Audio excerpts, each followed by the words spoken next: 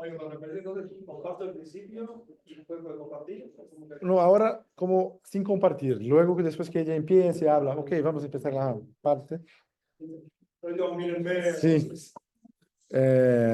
Mariana, você pode dizer se está me ouvindo aqui do computador? Aqui é a outra Mariana ali. Que é de também, Oi, né? Fábio, tudo bem? Tô Mariana. escutando sim. Desculpa, Mariana. Consegue me ouvir? Fábio, Sim? consigo sim. Você tá me ouvindo Ouve. também? Ah, ok. Porque nós não vamos usar o microfone, vamos usar o microfone do computador que está aqui. Só que eu ia te perguntar, se eu usar esse microfone, você consegue destacar a sala, só a sala? Sim, Ou consigo seja, sim. destacaríamos a sala, que está aqui na câmera da sala, e usar só o microfone do computador. É possível ou não? Sim, eu tô com o PIN na tela, então eu tô vendo vocês em tela cheia, mas o microfone eu uso pelo som do computador, tá tudo certo. Vocês estão vendo a tela inteira? Sim, A eu só sala? não tô, eu não tô vendo o slide, eu tô vendo a sala. Sim, se você está vendo a sala, já está ótimo, porque depois o colega ali ele vai colocar os slides no lugar da sala. Ah, então beleza, Tá perfeito. bom? Eu vou te mandar um print como é que tá aqui pra mim, mas É melhor, é melhor. Porque a gente faz a gravação da sala e depois não fica a gravação aqui do logotipo. Depois de gravar este. Ah, Eu queria que Pero ella dijo que está viendo La sala. Usa, no te preocupes. Usa. No, no, yo voy a sacar eso. Como un rockstar con el micrófono. Ah, sim, já vê bem, mesmo aqui, ó. Sí. Ah, sí. Está vendo bem. Ah, muito bem, dá para ver bem. tá, perfeito então. Ok, então vamos fazer o seguinte. Deixa eu fechar isso. Então, eu vou pegar o currículo aqui da Natália.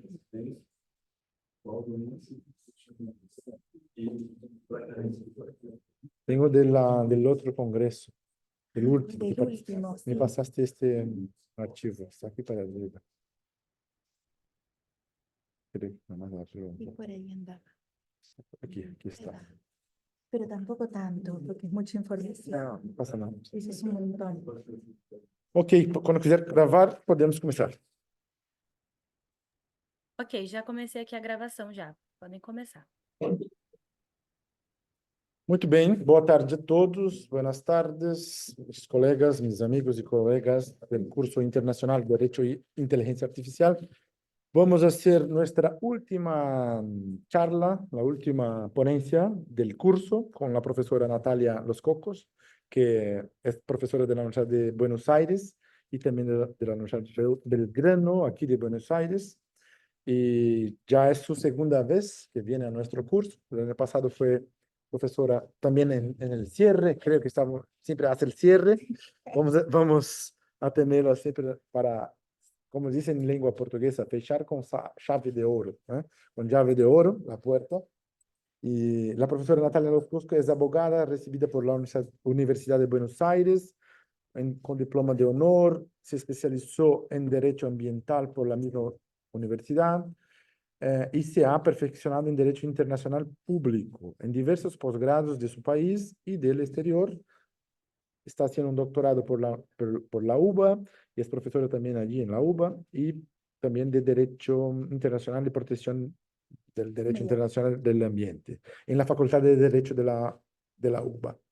Se encuentra a cargo de la materia de Derecho Internacional Público con carreras de Ciencias Políticas, Relaciones Internacionales y en la Universidad de Belgrano. También participa en grupos de investigación, está trabajando con colegas de Haya, en Holanda, ¿no? Y tiene muchas actividades que no voy a leer todos, sino vamos a parar bastante tiempo aquí. Lo que quería decir es agradecer primeramente, tanto aquí por la clase, como también por llevarnos a la casa de la legislatura, que fuimos allí a la visita y nos acompañó, y esto fue uno de los mejores programas que hicimos aquí en Buenos Aires, porque no esperábamos. Muchas gracias, profesora Natalia. Te voy a dejar ahora con el ordenador y luego Juan va a pasar allí. La diapositiva. Bueno, primero, muchísimas gracias, profesor Fabio, por la presentación. Un saludo para todos los colegas que estén en línea y también para todos los que están acá presentes. Muchas gracias por llegar acá al final. Es el último, pero no se escucha bien. Ahí va. Es la última presentación y yo vengo con temas bien directivos del derecho público que vienen trabajando en otras áreas, pero bueno, la inteligencia artificial, las nuevas tecnologías afectan todas las áreas del derecho, así como de forma transversal, con lo cual siempre es importante y oportuno estar actualizado en todas las materias. Así que bueno, muchísimas gracias nuevamente por la invitación, por supuesto, que es un gusto estar acá con ustedes. No sé si se escucha bien. ¿Sí se escucha bien? Y Mariana, ¿se escucha bien? ¿Sí? No sé si en el chat hay un mensaje, pero no sé si...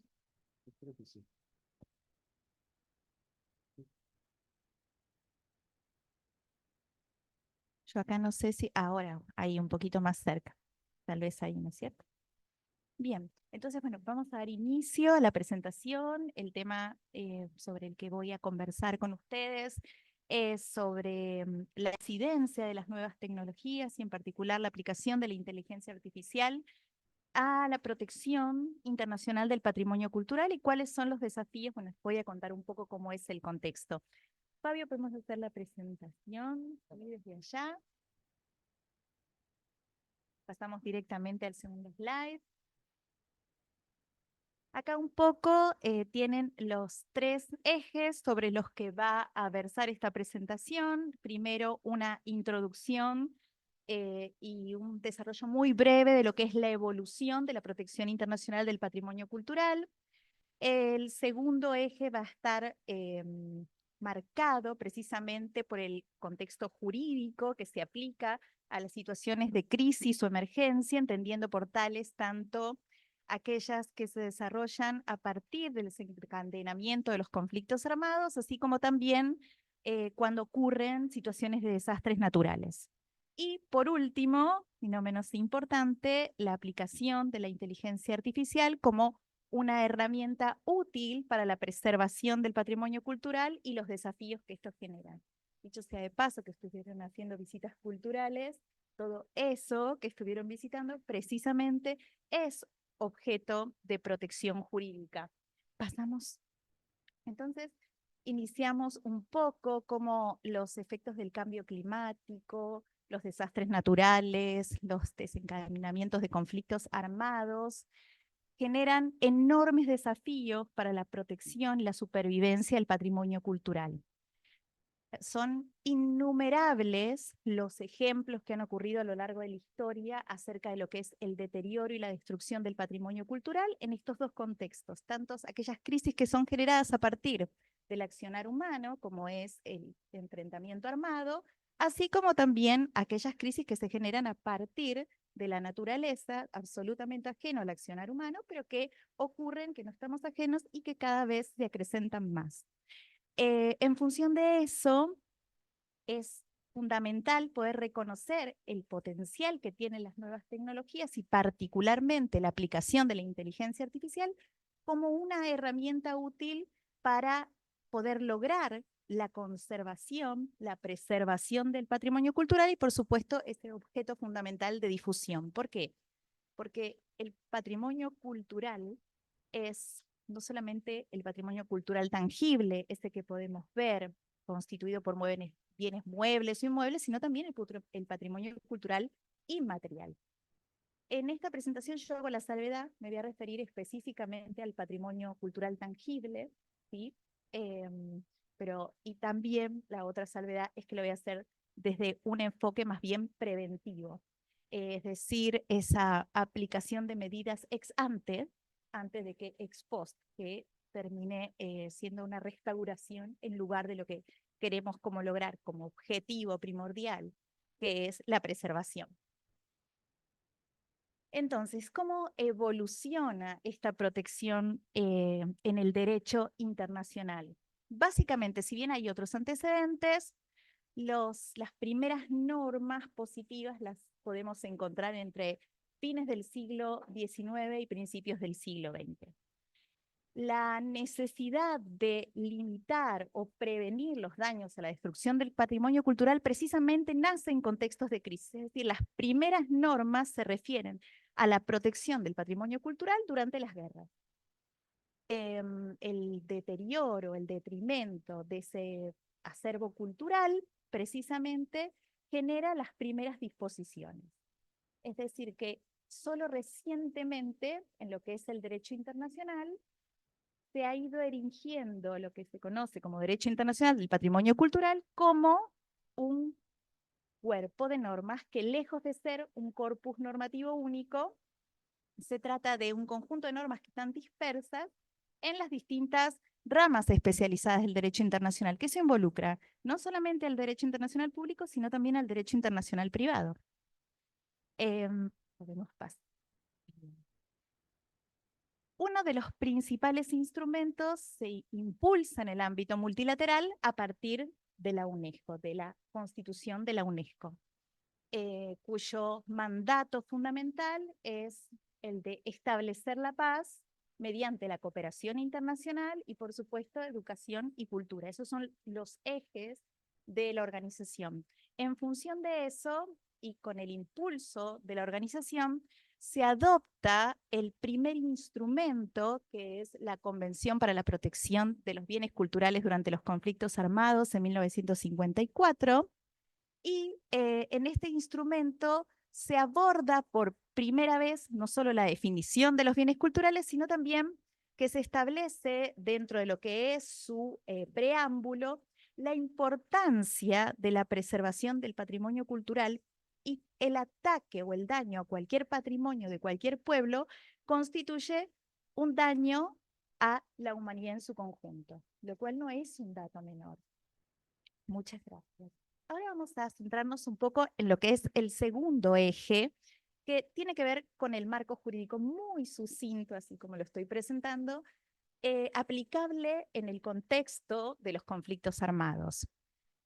Vuelvo a mencionar uno de los instrumentos fundamentales, o lo que se conoce como la piedra angular de la protección del patrimonio cultural, tiene que ver con esta Convención de 1954. Y vuelvo a reiterar que es relevante porque es la primera vez que nos otorga una definición sobre lo que son los bienes culturales.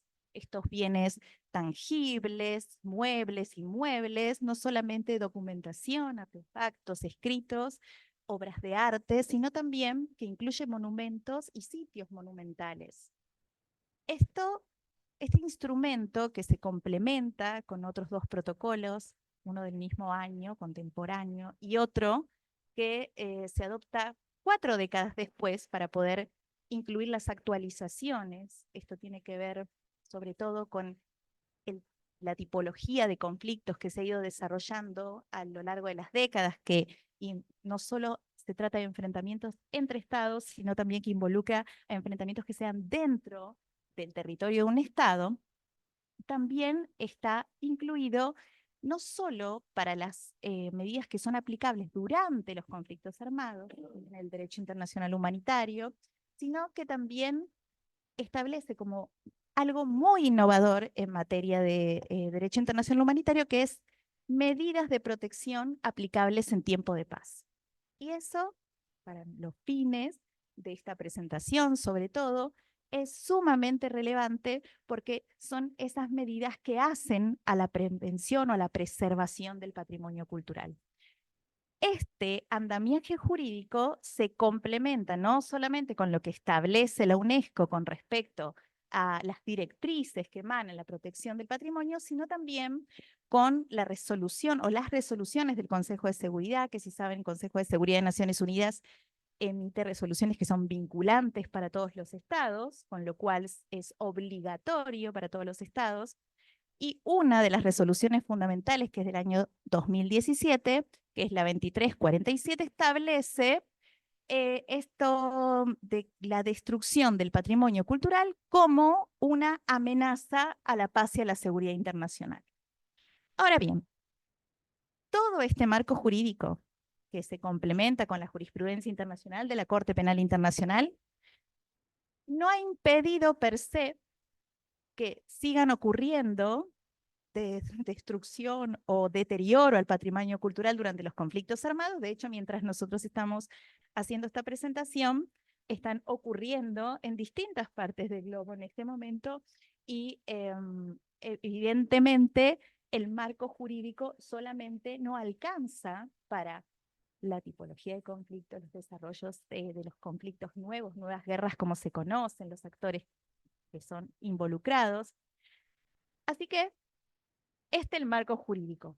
Pasamos al marco jurídico que se aplica durante las situaciones de desastres naturales. Acá, a diferencia de lo que acabamos de ver, que tiene una aplicación concreta y una base sólida jurídica establecida en derecho positivo, no tenemos ningún instrumento al cual referirnos con respecto a la aplicación de medidas ante la ocurrencia de desastres. Esto es, ante este vacío normativo, la necesidad de recurrir a las normas que están vigentes, es decir, como acabamos de ver, esas medidas de prevención que están previstas en la Convención del 54, a su vez tomar las de otros instrumentos que se refieren a la protección del patrimonio cultural, como es el caso de la Convención de 1972, y la sinergia que se genera a partir de la interpretación, no solamente por analogía de los instrumentos que acabé de mencionar, sino también con respecto a las medidas de reducción de riesgos de desastres que implican, si bien no son expresamente referidas a esta materia, pero sí se pueden utilizar porque implican la necesidad de identificar, de catalogar, de clasificar y conservar ese patrimonio cultural para ser transmitido a las generaciones futuras. Ahí voy a este tercer eje como relevante o cómo se puede utilizar la inteligencia artificial para la protección del patrimonio cultural, teniendo en cuenta que los avances tecnológicos han revolucionado todas las formas en las que interactuamos con nuestro patrimonio. Entonces, ¿cómo utilizamos dentro de esas nuevas tecnologías la inteligencia artificial como una herramienta eficiente? Acá es importante destacar cómo ya se aplica en la actualidad. De hecho, nosotros podemos ir a un museo, como han ido ustedes a visitar in situ personalmente, pero también en la actualidad, gracias a las nuevas tecnologías y la implementación de la inteligencia artificial, se puede visitar virtualmente. Inclusive se pueden tener experiencias inmersivas, no solamente esto de visitar el museo virtualmente o acceder a obras de arte que de otra manera, por distancias físicas, no se podrían acceder. Entonces, frente a esto, los beneficios o sí, serían los beneficios que trae la aplicación de la inteligencia artificial, permite que los algoritmos de la inteligencia artificial puedan analizar esta gran cantidad de datos que se encuentran y que constituyen el patrimonio cultural, así como también interpretar. Ahora bien, ahí después vienen los desafíos con respecto a ese análisis y esa interpretación, ¿sí? Que ahora los vamos a mencionar en un ratito. A su vez, también permite la creación de modelos de simulación. Los modelos de simulación lo que permiten es que ante determinados riesgos que puedan acaecer, se pueda otorgar una respuesta más bien de forma temprana. Esto, sin lugar a dudas, constituye una herramienta muy importante para aquellos que tienen que actuar en el proceso de toma de decisiones, precisamente con este objetivo de lograr la preservación más que actuar en el proceso de restauración, es decir, cuando los daños ya están hechos. ¿Cuáles son las contribuciones que hasta ahora, hasta el momento, tenemos en materia de inteligencia artificial aplicada al contexto cultural? Bueno, tenemos desde la restauración de textos mediante lo que es el aprendizaje profundo, acá sí seguimos hablando que es ex post, porque estamos hablando de restauración, las reconstrucciones de objetos, de artefactos, y también la importancia de la aplicación como medio de detección y de monitoreo de los distintos cambios que van ocurriendo en los sitios. Por ejemplo, se toman determinados factores o características, como en el caso del museo, se mide la humedad para determinar la conservación, y todos esos factores hacen que se puedan dar esas respuestas tempranas a los contextos de crisis. Entonces, este tipo de predicciones resultan de una ayuda fundamental para lo que es este enfoque de prevención o de conservación, que precisamente apunta más a esto que a lo que es la reconstrucción, como les decía hace un momentito. Un poquito para ir cerrando y para no hacer más extensa la presentación, que traté que fuese lo más escueta posible, y que seguramente ustedes han ido conversando a lo largo de las distintas presentaciones del curso, son los desafíos que presenta la implementación de la inteligencia artificial.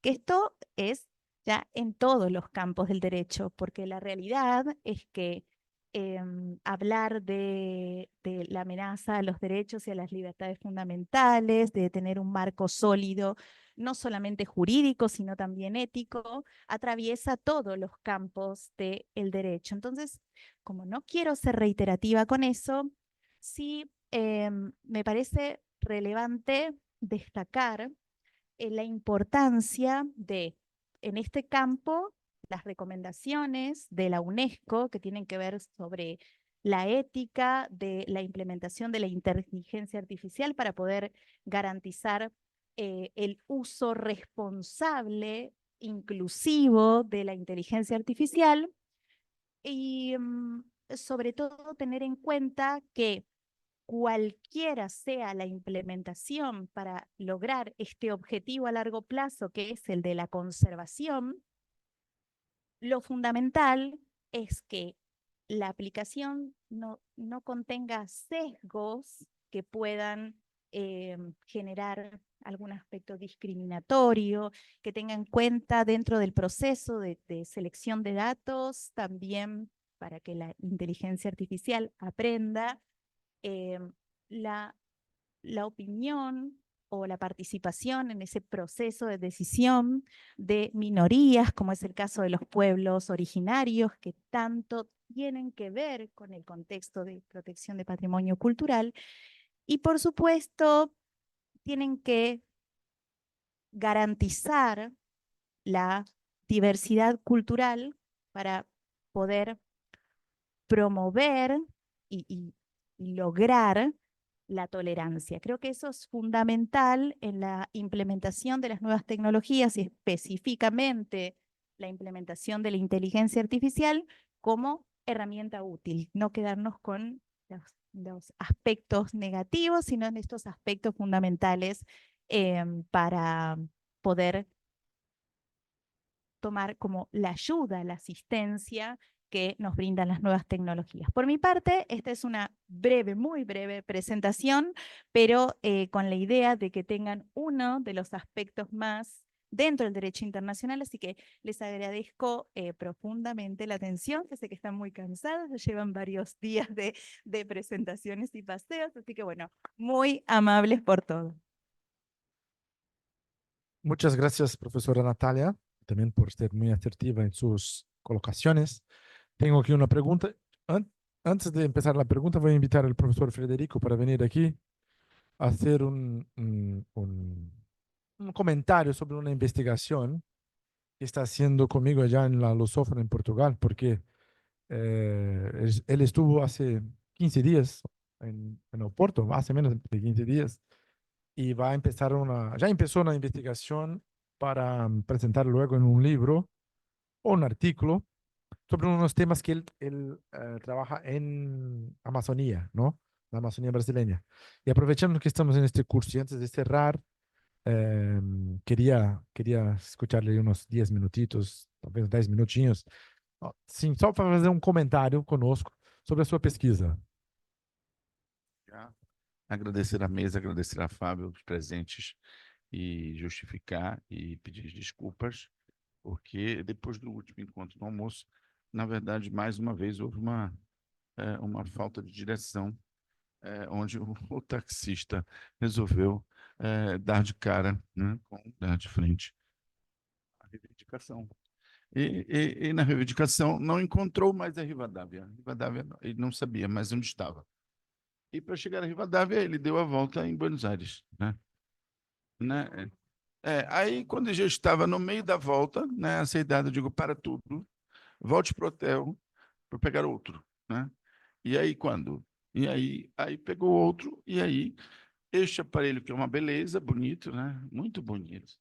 Não, ele está com 100%, mas ele não consegue carregar o iPhone. E aí eu descobri que ele é belo, mas não presta. Então, resumidamente, fiquei sem saber qual era o número da Rivadavia. Bem, não dá para vir a pé. Acabei, né, encontrando no hotel. Olha que saga. Exato. O problema é que não havia aqui. Então, como não havia aqui, e não havia aqui o número, havia a faculdade. Mas ninguém sabia qual era. Não lembrava qual era o lugar. O lugar, sim, a rua, sim, a faculdade, sim, mas o número, não. E o número, onde é Rivadavia? Então, Rivadavia é enorme, Rivadavia. Enfim, em resumo, cheguei. É isto. Feitas as escusas, muito obrigado por 5 minutos. Eu quero dizer 2 coisas. Agradecido ao professor Fábio, à professora Rosário, e assim como é bom situar apenas a Universidade, a Unicuritiba, no Brasil, né, que também me aceitou para um dos braços dessa pesquisa, segundo braço, e um terceiro braço agora, e quer dizer, uma linha que tem a ver com a base. Trata-se de processo estrutural, que é o constitucionalismo aplicado ao processo. Ele pode ser aplicado tanto à estrutura formal da jurisdição, quanto ao processo como um meio de solução. Isso tem a ver, resumidamente, com usar o poder do Estado dentro de uma ótica onde a lei permite para realizar aquilo que é matéria e aquilo que não é matéria. O que não é matéria é o mais difícil, é o processo. Até que ponto o processo pode criar direito? E isto envolve as políticas públicas, que é o foco desses argumentos. O tema é processo estrutural. Com o professor Fábio, existe uma perspectiva, são, na verdade, 7 possibilidades de temas e problemas. Eu destaquei, ainda em estudos, uma primeira para a lusófona, uma segunda na mesma ótica temática, mas com tema e problema diferentes, para a Unicuritiba, e uma terceira, eu estava a falar antes, para a Universidade de Calábria, né? Onde, na verdade, a professora Viviane, que é uma brasileira que é reitora da Unicuritiba, na verdade, me convida com o professor Ângelo, né, para fazer mais uma linha lá. São estudos que envolvem processos como os especialistas. São um pouco mais de artigos, como diz o professor Fábio, e não é linha de publicação que vão a 100 páginas, 120 páginas. São objetivos, mas tem uma certa profundidade. Bem, eu vou ser bem didático e direto, eu coloquei aqui apenas para ficar mais rápido.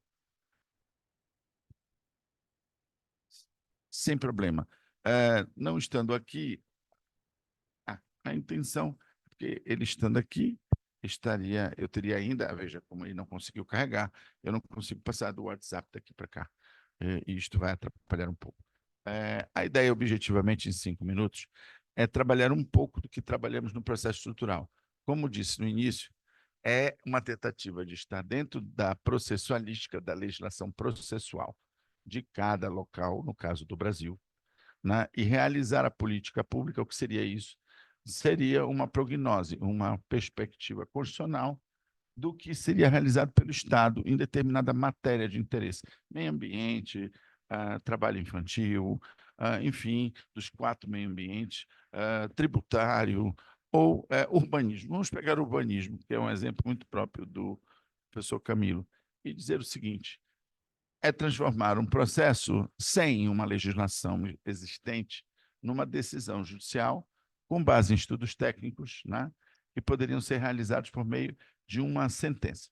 A sentença, na verdade, teria um papel muito parecido com o da inventariança, ou seja, reuniam-se todos os interessados numa fase processual, depois de todos ouvidos, os técnicos seriam ouvidos. Eu estou fazendo de uma maneira bem chula e bem direta para entender dos senhores que a intenção é, ao final, tem uma legislação própria, né, chegar a um concurso de técnicos e que vão construir, né, possibilidade de realizar aquilo formalmente. Ou seja, falando de urbanismo, vamos trabalhar, imaginar um lixão, um aterro sanitário, como um exemplo de sala de aula. Então, como fazer o lixão? O que fazer no lixão? Quais as medidas do lixão? Quanto se deve ter de orçamento para o lixão? Quem vai participar na órbita federativa neste pagamento? E, na verdade, até onde o juiz, daquele caso, pode decidir sobre aquele lixão daquele município e daquele estado. Isso quer dizer, resumidamente, criar uma política estrutural através de uma decisão. Qual é a grande vantagem disso, né? E qual é a grande polêmica disso? É ultrapassar o legislativo propriamente dito, porque a lógica regular é haver um debate, haver uma votação, um processo legislativo, dependendo da qualidade da tipologia da lei, né, escolhermos um quórum qualificado para decidirmos quantos irão votar e, ideologicamente, decidir se aprovam ou não aprovam aquela política pública. Desta maneira, eu transformo isto institucionalmente, e este é o perigo e também a vantagem.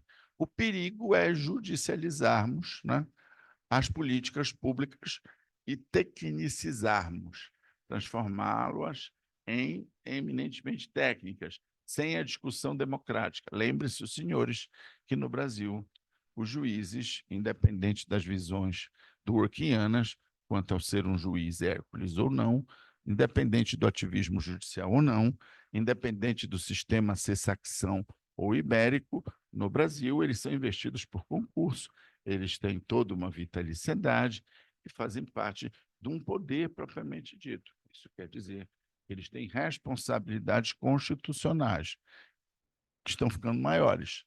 Esta é uma grande discussão de hoje, porque cada vez mais se cobra menos corrupção e mais tecnicismo, mais uso de técnica para que as políticas sejam realizadas com orçamento público e menos debate legislativo, onde os interesses ideológicos prevalecem sobre as necessidades públicas da maioria. Isto é complicado porque o pluralismo brasileiro é muito grande, são muitas diferenças. Resumindo, com o professor Fábio, a ideia da pesquisa é uma das linhas que falei, discutirmos a possibilidade do rito do processo civil normal, atender, chamar, poder trabalhar com esta perspectiva. Qual é esta grande dificuldade? O processo civil normal trabalha interesses privados e eminentemente ou possivelmente públicos. Só quando eles são identificados, a maioria é privada. Eu tenho pedido, causa de pedir, interesse de agir através de um objeto. Então, eu tenho um autor, eu tenho um réu, eu tenho o Estado, que o juiz inerte promove aquilo mediante uma provocação. Isso é o normal. O que se quer? Se quer um juiz que tem compromissos distributivos. Compromissos, aí poderia-se dizer, políticos. Não, compromissos constitucionais. Qual a diferença? A diferença é o limite do que significa cada política pública. Onde se busca isso? Segundo os que defendem o estruturalismo, na tecnicidade, nos estudos técnicos. E é por isso que é preciso criar um rito, um caminho próprio. Alguns entendem que não é possível, né, compatibilizar isso com o processo normal. Por que não? Porque o juiz tem que continuar inerte. Ele não tem como decidir como se o Estado fosse, apesar de sê-lo. Ele tem que apenas pacificar o conflito. É diferente de decidir ou escolher pelo Estado dentro de uma política pública. E quando ele faz isso, muitas vezes ele escolhe realmente o quê? O que é mais importante, o que é mais fundamental. Fundamentalidade é prioridade de interesses. Isso quer dizer o que é mais importante é mais fundamental. Então, é mais fundamental, por exemplo, no aterro sanitário, fazê-lo do que propriamente fazer um desvio de ruas, né? Que vai melhorar o trânsito. Ok, só que o lixo é mais importante para a maioria. E quem julga isso? Não seria o político ou seria o jurídico através do juiz? O estruturalismo tenta suplantar isso com a tecnicidade. Ou seja, ele vai dizer que entre uma posição e outra, o importante é saber o que deve ser feito. E o que deve ser feito é que o estudo técnico conta, e por isso precisamos de um rito próprio. Esta é a base da investigação. Eu, sinceramente, não digo aos senhores se já temos, nós temos um representante importante do estruturalismo que trabalha e leciona na Universidade de Salamanca, e o professor Lourenço, muito próximo ao professor Fábio, e isso também me motivou, em meio a essas possibilidades, porque é uma discussão que envolve ativismo judicial, já foi falado aqui, envolve politização do judiciário e envolve também o problema dos três poderes, né? A ideia da repartição de poderes e aonde os sistemas podem se misturar. Eu diria aos senhores o seguinte, eu vou resumir e dizer e finalizar dizendo que existiam várias possibilidades para falar e não haverá tempo. Mas a base é essa. Eu trouxe 2 autores apenas para os senhores eventualmente poderem ter algum acesso. Eu vou passar ao Fábio e existem alguns pontos interessantes. Na verdade, é o Owen Fis, na verdade, é um americano que trabalha processo estrutural. Vejam, através de uma lógica americana e saxônica. Isso quer dizer que é uma liberdade maior para o juiz decidir a favor ou não daquilo que interessa.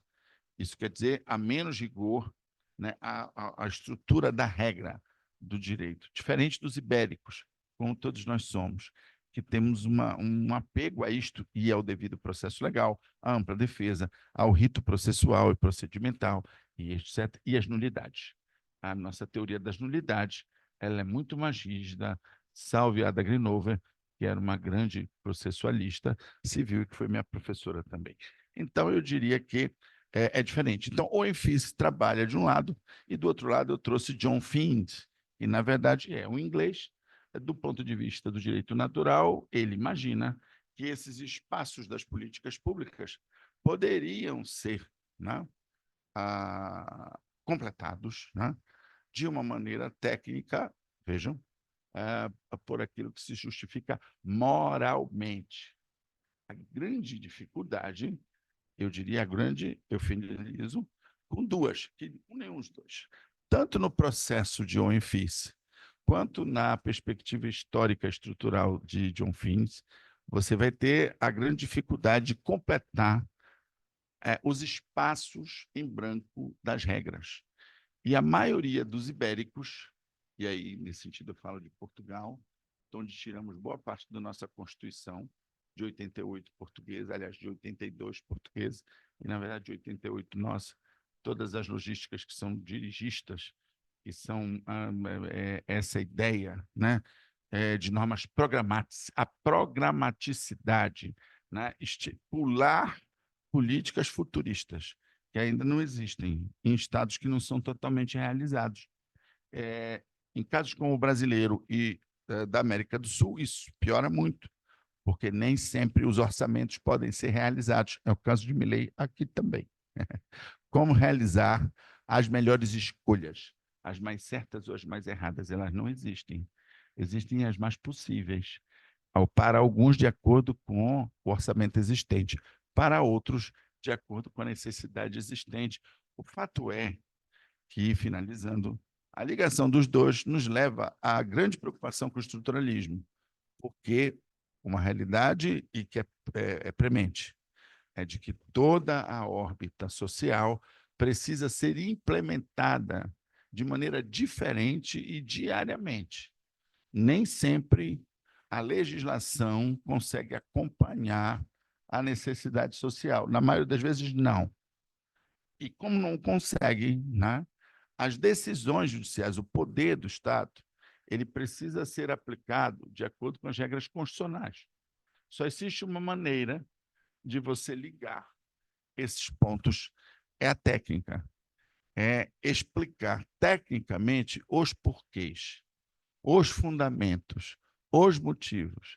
E esse grande problema está na nossa Constituição e na portuguesa também. Eu vou usar a nossa, que eu tenho usado mais. É a diferença que se tem no Brasil na discricionariedade técnica.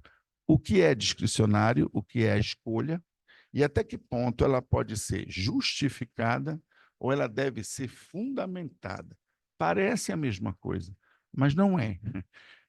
Quando eu justifico, eu crio um discurso meu, juiz. Mas quando eu fundamento, né, eu acompanho tecnicamente, né, o mais correto do tecnicamente apresentado. Isto vale para o judicial e, com as homenagens à professora Rosário, isso vale também para o extrajudicial, sobretudo.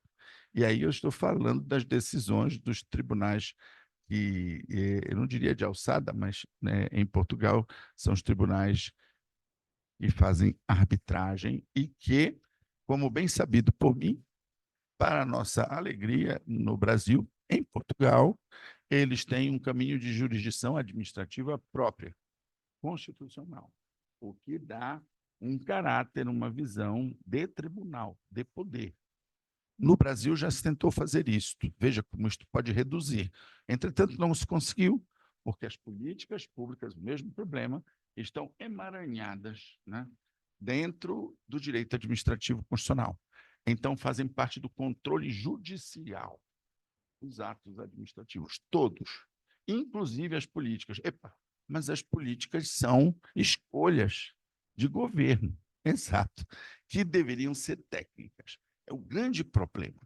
Os ministros devem ser todos técnicos ou podem ser colocados por alianças políticas para seguirem ideologicamente o presidente? Vejam, eu coloco esta pergunta para os argentinos hoje. Tivemos isso há pouco tempo atrás no Brasil. Era a grande discussão do ex-presidente. Os meus ministros são todos técnicos. Será? Então, esta é uma grande pergunta que o estruturalismo invade. Obrigado. Muito obrigado, professor Frederico. Por nada, fez uma boa, excelente aí reflexão final, que continuará depois no jantar, né? Sempre digo, nunca termina. O doutor José Eduardo quer fazer uma pergunta para a professora Natália. Professora, a palestra da senhora complementou a palestra do nosso colega Camilo, que falou sobre cidades inteligentes. E ele citou duas cidades como exemplo, que são Mendoza, na Argentina, e Florença, na Itália. Correto? São exemplo de cidades inteligentes que se aproveita a arquitetura, urbanismo e tudo. Hoje, na Europa,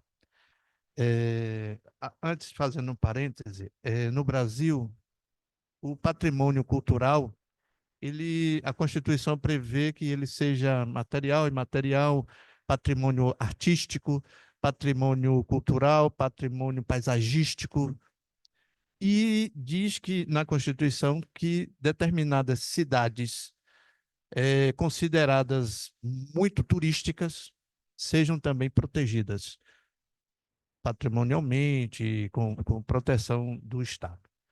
Mas hoje há um movimento na Europa que a gente vê, em Barcelona, por exemplo, e em Veneza, que os moradores da cidade, eles não suportam mais o turismo predatório. É um turismo que incomoda o morador, que repercute na vida cotidiana dos moradores. Então, em Barcelona, parece, já querem, né, por exemplo, limitar talvez o número de turistas na cidade durante o ano.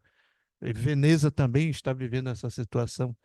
Como é que a senhora vê como aplicar a inteligência artificial, talvez, de uma forma como ferramenta para se contribuir, né, para essa defesa desse patrimônio dentro dessas cidades eminentemente turísticas, ou seja, muito turísticas. Una pregunta difícil, una pregunta difícil, sin dudas, porque si no, estaría resuelto, ¿sí? Pero yo creo que precisamente la implementación de la inteligencia artificial, a partir, obviamente, de la documentación y de todos los instrumentos que nos sirven, como desde la impresión 3D para poder replicar los objetos o los sitios de interés, es importante escuchar en ese proceso de implementación lo que piensa el pueblo, porque en definitiva el patrimonio cultural es la conciencia colectiva.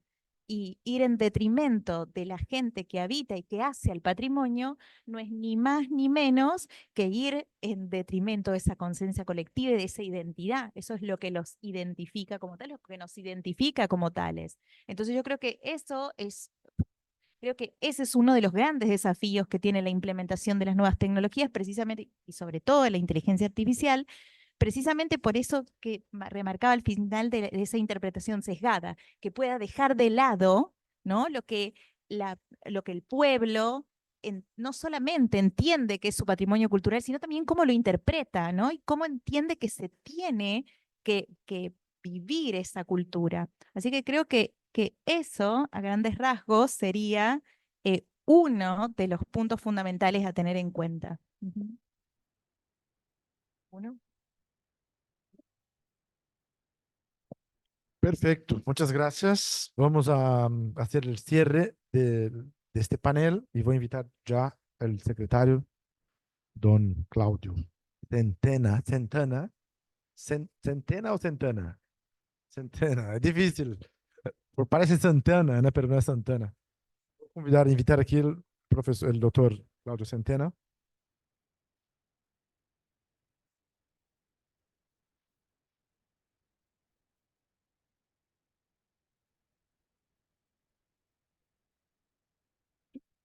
Puede quedar aquí a mi lado. Sí, creo que intercambiamos unas palabritas, porque va a estar también grabado ahí a los colegas que están online y los que van a ver después. Quería ya agradecer al secretario de la universidad, doctor Claudio Centana. Eu sé antes, ¿no? La C, Centana. Que es un apellido catalán, ¿no? Catalán, por eso que es un poquito diferente.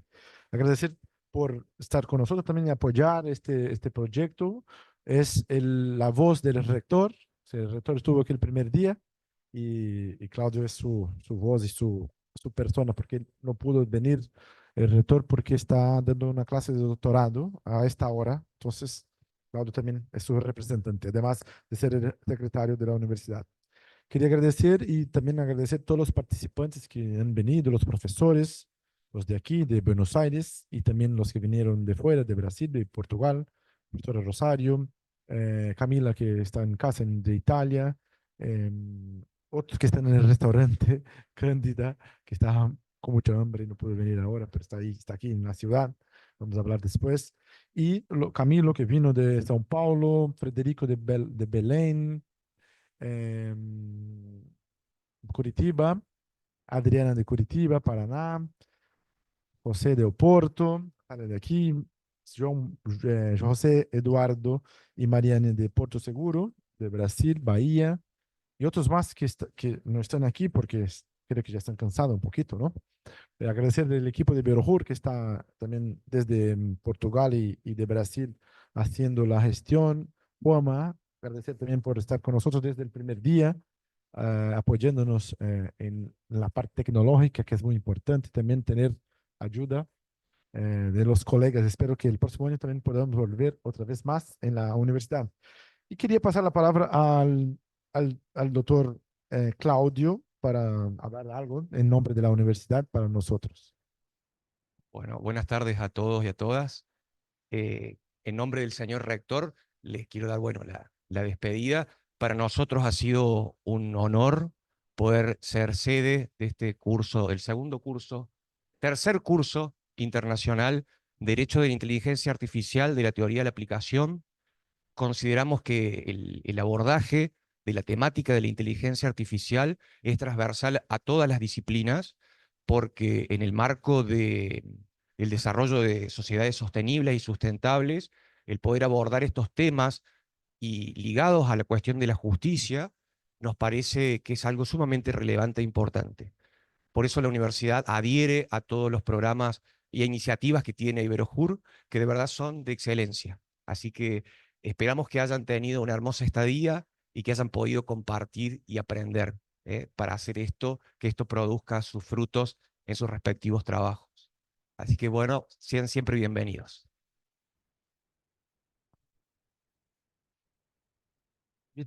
Convidamos a Adriana Godoy para receber o seu certificado. Se puderem tirar foto, alguém? Por favor. Adriana, por favor.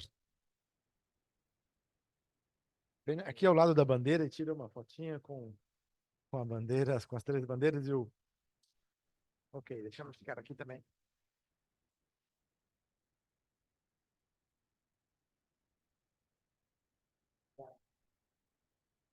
Obrigado, Adriana. A Júlia não está aqui, né? A Júlia não está na casa, creio que os alunos estão um pouco descansados. E Mara também está em Curitiba, que levou dar estacionamento, está online. Ok. Vamos ver, Eduardo.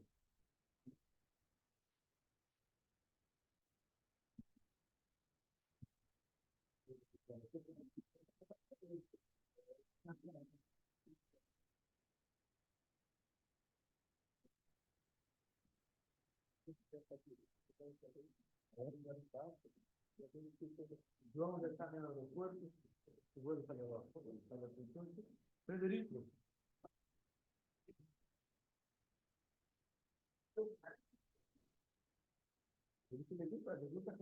Ah, bien. Aquí lo disponemos un poco de lado de la... Mostra o diploma lá para você. Isso é muito importante. Isso é importantíssimo. Os demais professores vão ter um e-mail. Aí, se não quiser, já é bom. Só ver.